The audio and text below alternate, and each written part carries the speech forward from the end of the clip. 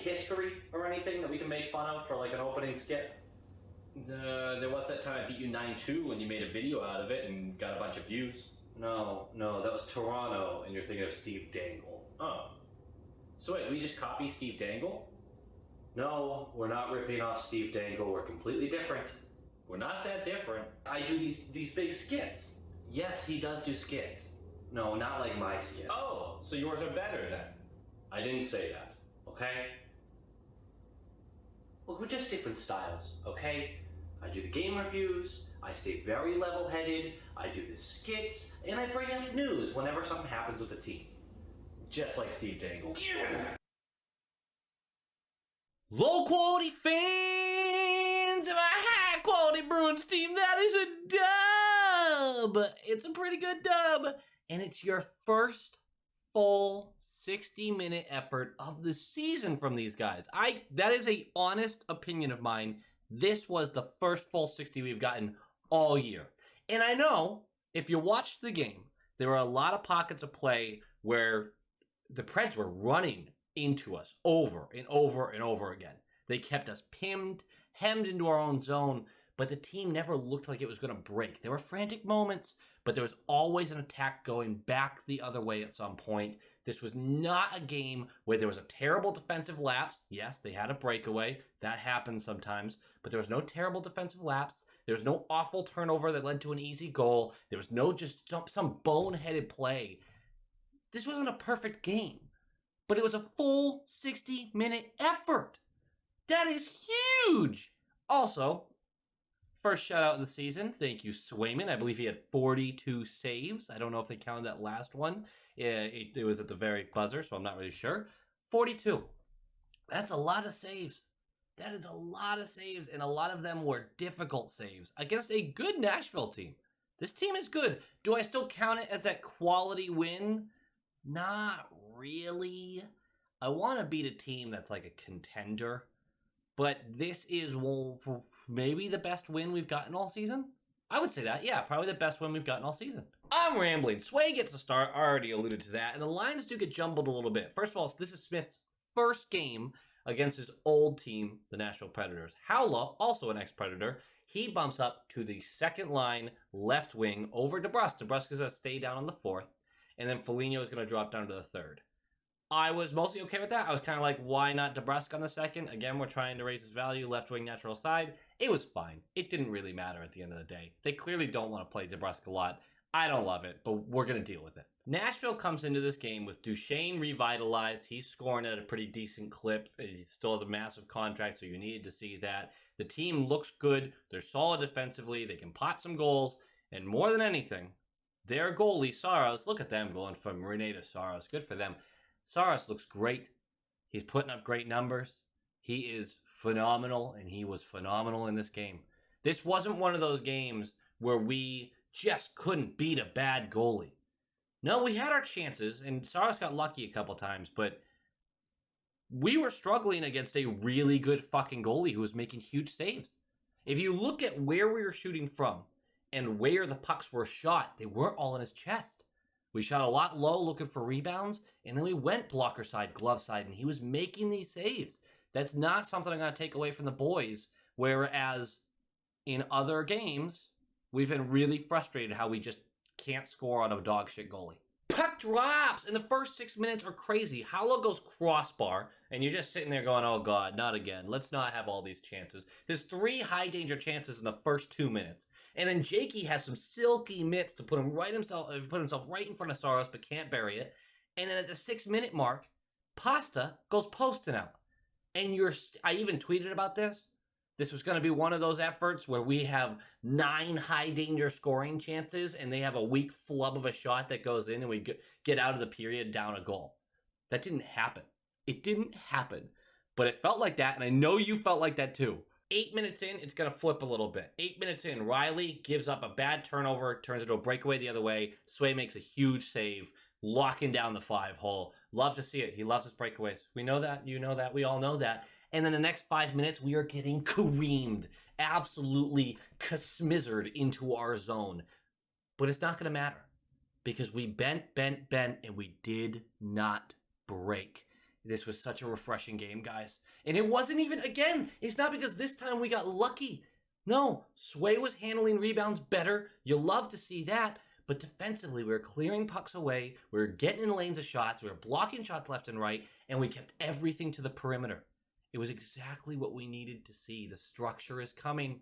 The structure is coming. It's getting there. And then 7 minutes-ish left in the period. We've been hemmed into our zone, and we're going to get a power play. Trennan's going to go for boarding. Freddie and Buratsky, damn it. I know I'm bad with pronunciation, and some of these names I just can't get to click in my head. They're going to go for some extracurricular shit after the penalty was called, but we are going to keep our power play. Now, big chance on this power play. Craig Smith has basically an open net, diving Saros in front of him, and Saros gets a piece. Incredible, but with 1 second left, your hero, Jake DeBrusk, comes through for us. You gotta love it.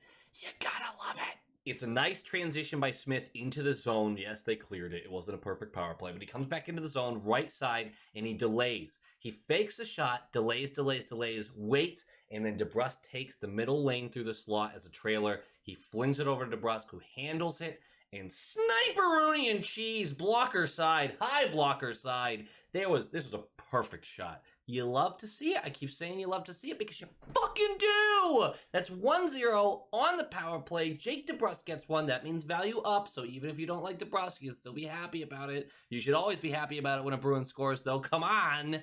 I'm getting too frantic. We are going to take that lead into the intermission. Worth noting, that power play goal flipped the script. The rest of the period was basically ours. We were careening down on them. Again, Howell and Smith extra drive this game. Obviously, ex-teammates of these guys. You want to try to beat your old team. That's just kind of a normal thing. But everyone seemed pretty engaged. You know what we haven't been talking about a lot lately, because it hasn't really existed, is the second period blues. We haven't really had that same collapse in the second period that we were used to. 30 seconds into this, Coyle has his great double forecheck. Forecheck behind the net. It gets spit up along the left wall. He chases another forecheck. Howell comes to accept this puck that's just bouncing out of the pile. And then a nice little dish. It was a strange dish, but he gets it over to Carlo, forehand, and he just hammers this blocker side. And that's 2-0. And again, this is nothing. Smith is screening Saros. This isn't Saros' bad goaltending. These are really A-plus chances with really nice shots attached to them. These were pretty goals. Bad news being 4:45 into the period. Zaboral is going to take a hefty hit, but a fair, clean hit. It looks like a kind of standard, shoulder boards. Well, something happened to his knee. I think his knee. I don't want to speculate too much. He goes down, can't put any weight on that right leg. It's really frustrating because Reilly has looked terrible. He has. And Zaboral has helped that line solidify, even though Reilly is still bad. I still think he's been bad. With the defensive structure finally coming together, and Zaboral going down for hopefully not a long time, but he could not put any weight on that leg getting off of the ice. So you don't really need to speculate to take a guess that he's out for a little while. It sucks. That sucks. And Zaboral looked like he was taking a step forward this year. It just is a huge bummer to see something like that. Speedy recovery, Zaboral. I hope the best. I hope we get some good news. I'm not sure yet.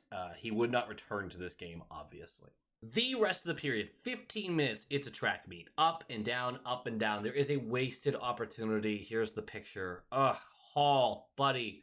It's a 2v1. Hall shows pass for 80 feet. And then still tries to pass. And he doesn't get enough on the pass, so it was never going to make it there. And just look at this space. Look at the space.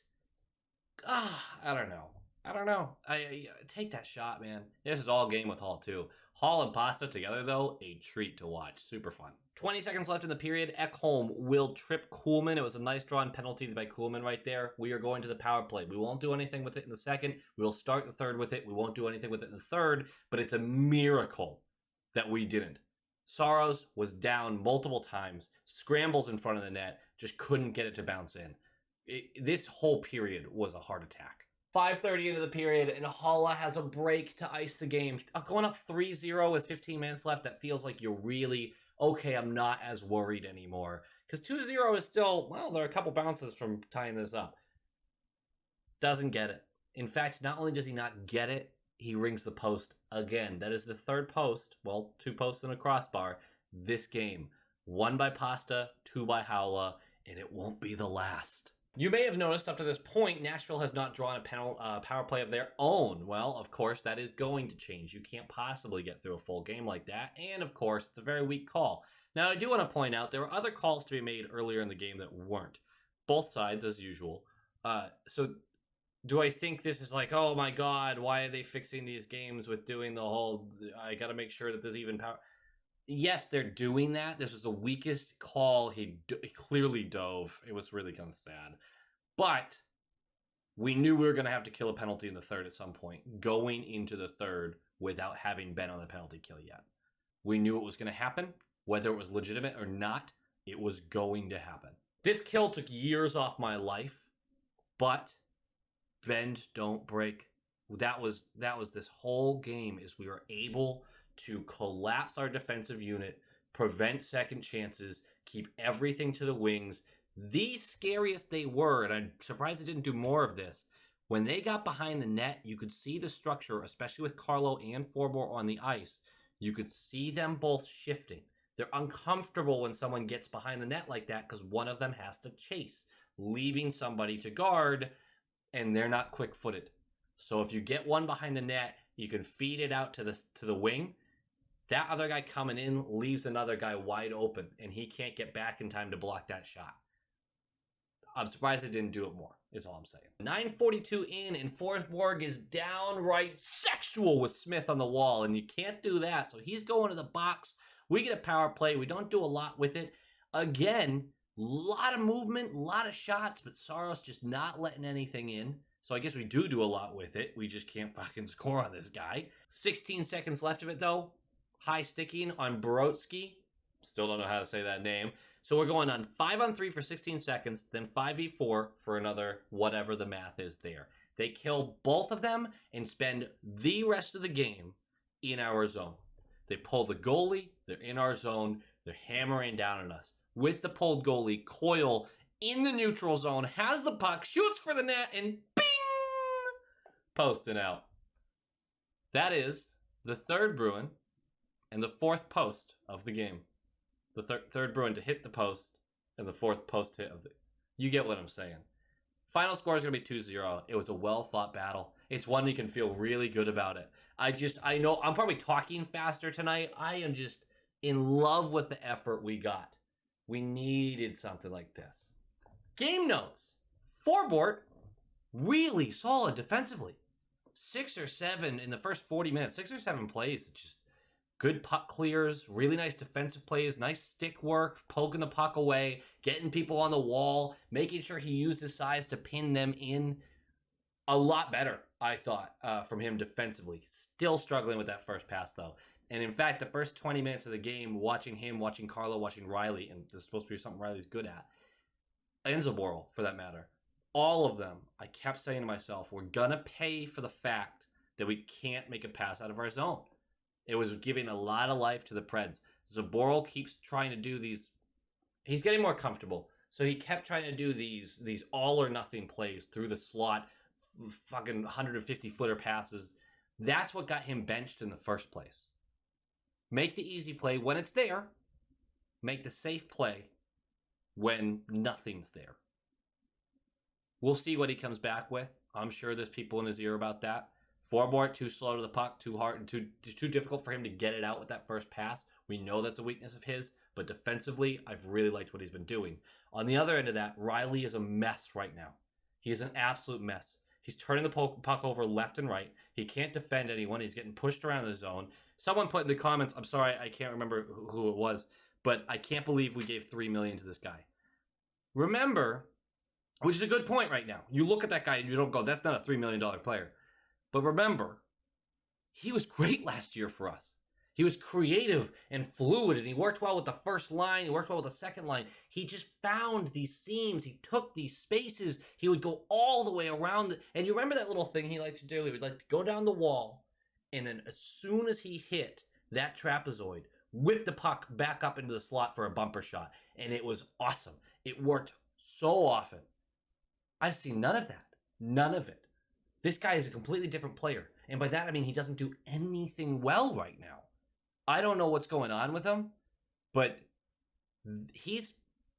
him being bad really, really affects this team. We don't have a lot of skill on our back end. We have a structure. We need him to be successful at moving the puck. We really do. Another note, don't you wish this is the Howlo we got every game? Holy shit, he was engaged. He was flying up and down the ice. He was nice forecheck, good puck handling, nice shots on net, nice accuracy, even though he's hitting the post and crossbar. But, you know, tweak that a little bit. That's a goal. Well, this is not the Howlo I expected or have been used to seeing. Good move to put him on the second line today, I guess. But he was working with Coyle and Smith. That's not an all-star line right there. They looked good. They looked really good. I already said this. Sway and Saros were incredible. But Sway, with his first shutout of the season, the Bruins' first shutout of the season, 42 saves, a career high for him. That's player of the game right there, right? Obviously. Absolutely. You love to see this. That's actually the only issue, right? Is if, oh my God, there's a blank spot in the wall. Oh, because I'm wearing it. You can see it up there. What was I saying? Oh, that's the only issue with the Tuukka stuff. Where if Sway is remarkably outplaying Olmark, then Sway's the only one who can actually get sent down when Tuukka comes back. Don't get all worked up about it. We'll solve that when we get there. It's a good problem to have. But it is funny how that could end up being the way it works. We'll see what happens. All right, guys, that does it for me. Like, comment, subscribe. We hit 400 subscribers. That's insane. That's banana lands. So thank you for that. Go Bees!